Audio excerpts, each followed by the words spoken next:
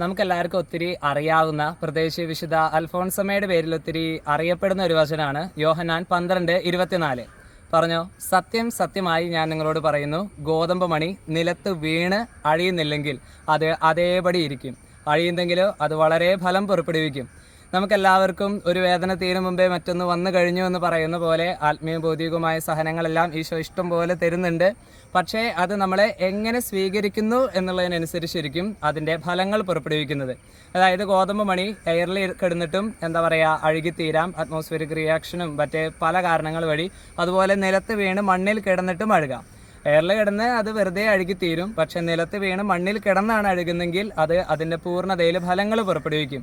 അപ്പം അങ്ങനെ നിലത്ത് വീണ് എളിമയോടുകൂടി സഹനങ്ങൾ സ്വീകരിക്കാൻ മാത്രമല്ല, കഴിഞ്ഞില്ല, ആ സഹനങ്ങൾ തീരുന്നത് വരെ നിലത്ത് വീണ് തന്നെ മണ്ണിൽ തന്നെ കിടക്കാൻ, എളിമയോടുകൂടി ഈശോയുടെ ആ കരത്തിൻ്റെ കീഴിൽ താഴ്മയോടെ ആയിരിക്കാൻ, അങ്ങനെ അതിൻ്റെ പൂർണ്ണതയിൽ ഫലങ്ങൾ പുറപ്പെടുവിക്കാൻ. അതായത് ആ സഹനങ്ങൾ ഈശോ തരുമ്പോൾ ഈശോയോട് ചോദ്യം ചെയ്യാതെ, അല്ലെങ്കിൽ മറ്റുള്ളവരെ പഴിക്കാതെ, മറ്റുള്ളവരോട് ദേഷ്യം വരാതെ, എനിക്ക് മാത്രം ഇങ്ങനെ, ഞാൻ മാത്രം ഇത്രയും കഷ്ടപ്പെട്ടിട്ട് എനിക്ക് മാത്രം ഇങ്ങനെയുള്ളല്ലോ, അല്ലെങ്കിൽ ഒരു പക്ഷേ അവനേക്കാളും കൂടുതൽ ഞാൻ സഹിച്ചിട്ടുണ്ട്.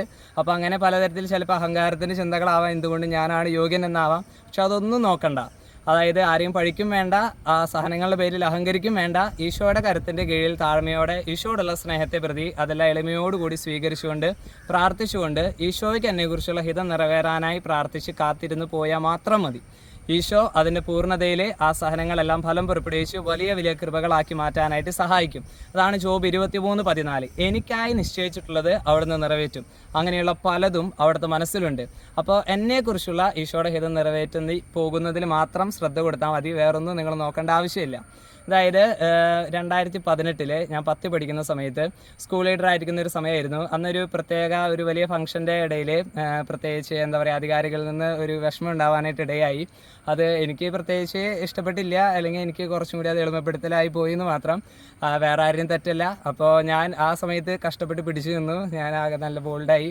അതെല്ലാം കഴിഞ്ഞ് പിന്നെ തിരിച്ചു വന്ന് ഞാൻ വീട്ടിൽ വന്ന് പ്രാർത്ഥിക്കുന്ന സമയത്ത് എല്ലാ ദിവസവും ഇങ്ങനെ കൊന്ത ചൊല്ലി പ്രാർത്ഥിക്കുകയായിരുന്നു. അപ്പോൾ അങ്ങനെ പ്രാർത്ഥിക്കുന്ന സമയത്ത് അറിയാതെ ഈ വിഷമങ്ങളെല്ലാം ഇങ്ങനെ ഈശോയ്ക്ക് കൊടുത്തിട്ട് ഇങ്ങനെ കരഞ്ഞു പോയി.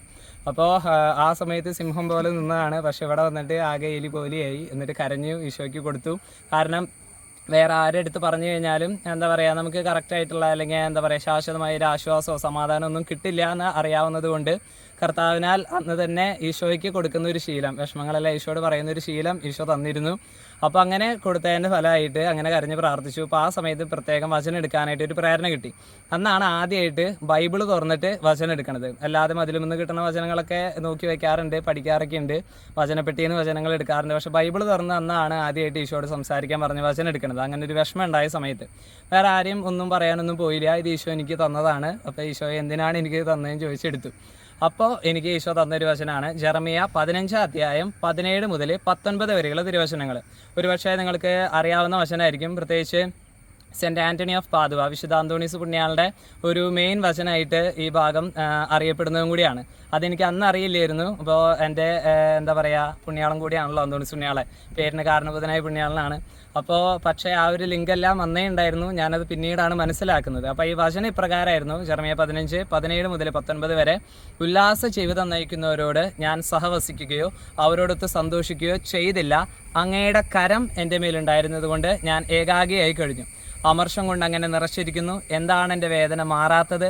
എൻ്റെ മുറിവുണങ്ങാൻ കൂട്ടാക്കാതെ വിങ്ങുന്നത് എന്തുകൊണ്ട്? ഇടയ്ക്കിടെ വെള്ളം വറ്റിപ്പോകുന്ന അരുവിയെ പോലെ അവിടെ തന്നെ വഞ്ചിക്കുമോ? എന്നിട്ട് പറയാണ്, കർത്താവ് അരുളി ചെയ്യുന്നു, നീ തിരിച്ചു വന്നാൽ എൻ്റെ സന്നിധിയിൽ നിന്നെ പുനഃസ്ഥാപിക്കാം. വില കെട്ടവ പറയാതെ സദ്വചനങ്ങൾ മാത്രം സംസാരിച്ചാൽ നീ എൻ്റെ നാവ് പോലെയാകും. അവർ നിൻ്റെ അടുക്കിലേക്ക് വരും, നീ അവരുടെ അടുക്കിലേക്ക് മടങ്ങിപ്പോവുകയില്ല. അപ്പോൾ ഈ വചനങ്ങൾ ഇങ്ങനെ തരുമ്പോൾ ഉല്ലാസ ജീവിതം നയിക്കുന്നവരോട് ഞാൻ സാഹസിക്കുകയോ അവരോടത്ത് സന്തോഷിക്കുകയോ ചെയ്തില്ല. അങ്ങയുടെ കരം പരിശുദ്ധാത്മാവ് എൻ്റെ മേലുണ്ടായിരുന്നത് കൊണ്ട് ഞാൻ ഏകാഗിയായി കഴിഞ്ഞു.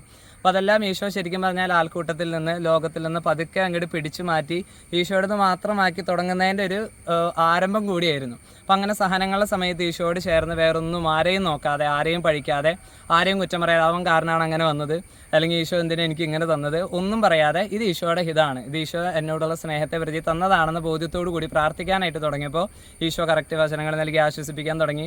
കൂടുതൽ ഈശോയിൽ ആശ്രയിക്കാനും പ്രാർത്ഥിക്കാനായിട്ട് തുടങ്ങി. മാത്രമല്ല ഈശോ നൈസായിട്ട് വിളിയുടെ ഒരു സൈൻ കൂടിയും അതിൽ കൂടെ തന്നിട്ടുണ്ടായിരുന്നു. പക്ഷെ അത് പിന്നെയാണ് എനിക്ക് മനസ്സിലാവുന്നത്, മാറ്റി നിർത്തിയ എന്നേക്കായിട്ടുള്ളൊരു മാറ്റി നിർത്തലും കൂടിയായിരുന്നു അത്. അപ്പോൾ അങ്ങനെ പിന്നെ ഈ ഒരു സംഭവത്തിന് ശേഷം അന്ന് എന്തെന്നില്ലാത്തൊരു ആത്മീയമായ ആനന്ദവും സന്തോഷവും എല്ലാം ഈശോ ഹൃദയത്തിൽ തരാൻ തുടങ്ങി. അന്ന് മുതലാണ് കൂടുതൽ ഈ വചനങ്ങളുടെ അടിസ്ഥാനത്തിൽ എന്ത് പ്രശ്നം വന്നാലും സന്തോഷം വന്നാലും ദുഃഖം വന്നാലും എന്ത് തന്നെയാണെങ്കിലും ഈശോയുടെ ആലോചന ചോദിച്ചും പ്രത്യേകിച്ച് കൂടുതലാവാനായിട്ട് തുടങ്ങിയത്. ഈശോയുടെ ആലോചന ചോദിച്ച് വചനങ്ങൾ എടുക്കാനും പ്രാർത്ഥിക്കാനും ഈശോ പറയുന്നതിനനുസരിച്ച് മാത്രം മുന്നോട്ട് പോകാനും. അപ്പം അങ്ങനെ ഓരോ സഹനങ്ങളും വരുമ്പോൾ ഇതുപോലെ നിലത്ത് വീണ് ഈശോയുടെ ഒപ്പമായിരുന്നുകൊണ്ട് ഈശോയുടെ ഹിതം അതിൻ്റെ പൂർണ്ണതയിൽ നിറവേറാനായ പ്രാർത്ഥിച്ചുകൊണ്ട് ഈശോയോട് ചേർന്ന് ഈശോയുടെ സ്വരത്തിന് ചെവി കൊടുത്തുകൊണ്ട് മുന്നോട്ട് പോകാനുള്ള കൃപ ഈശോ നിങ്ങൾക്ക് എല്ലാവർക്കും നൽകട്ടെ. എളിമയോടുകൂടി അങ്ങനെ ഓരോ സഹനങ്ങളും സ്വീകരിച്ചുകൊണ്ട് അതിൻ്റെ പൂർണ്ണതയിൽ നമുക്ക് ഫലങ്ങൾ പുറപ്പെടുവിക്കാം. ഈശോ അനുഗ്രഹിക്കട്ടെ.